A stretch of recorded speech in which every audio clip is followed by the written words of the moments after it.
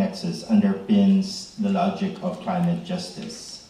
This issue is not simply the differences in emissions, but actually relate to the impact they have on our societies and poverty in the global south.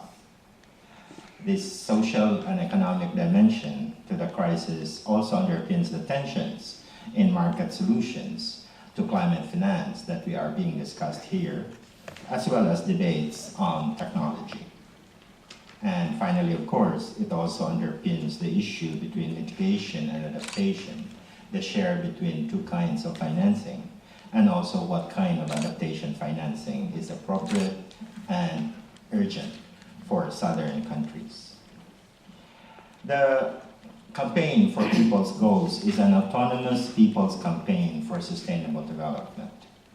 We recognize that there is a process ongoing around the world in different occasions addressing this crisis. One of them, of course, is the Conference of Parties of the UNFCCC. You also have the post-MDGs process and also the SDGs process in the United Nations. But independent to all of these, the people's movements around the world have come together in Nairobi last October to build a movement, a new movement, around the goals that we would like to see in this millennium. Starting this year, we want to push for clear goals that address people's urgent demands. These, we hope, will shape how the United Nations system create the post-MDGs. But the important thing is that civil society organizations, people's movements, and grassroots organizations will continue to campaign on them on the ground. We have 10 thematic goals. The first is to address poverty eradication on a structural basis.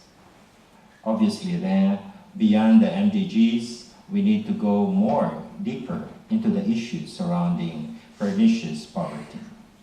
Second, the goals have to be clearly human rights based, and therefore the question of human rights and social justice is another goal.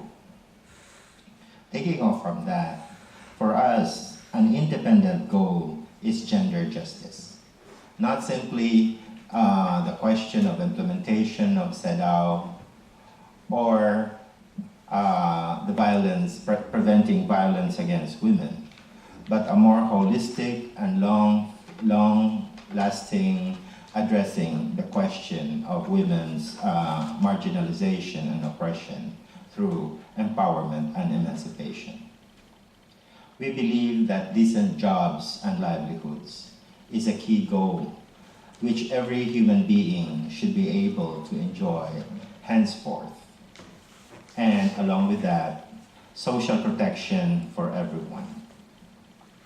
The sixth goal that the people's movements and grassroots organizations have agreed on is the goal of food sovereignty, to address the problems of food insecurity, the threats of food riots, whether as a result of climate change, but also as a result of market control of food production chains, food supply chains, can be addressed only through food sovereignty. We believe that environmental sustainability should be framed on a clear goal for climate justice and system change, for clear demands and clear commitments for the reductions of emissions targets, for the reduction of carbon emissions premised on per capita emissions around the world equally. To achieve this, there has to be democracy. To achieve this, our governments must implement governance that is premised on the participation of every citizen and non-citizen in each country.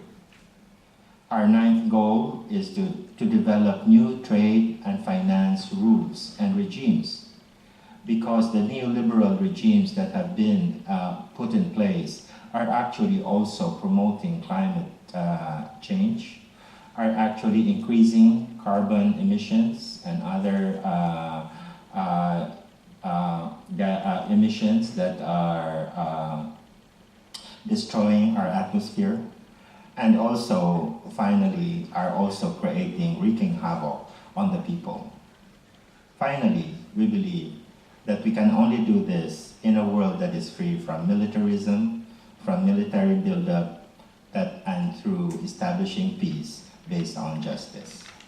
These are the 10 themes or goals that we have come across, that we have constructed, that we have agreed upon, that we shall campaign in the coming years and beyond.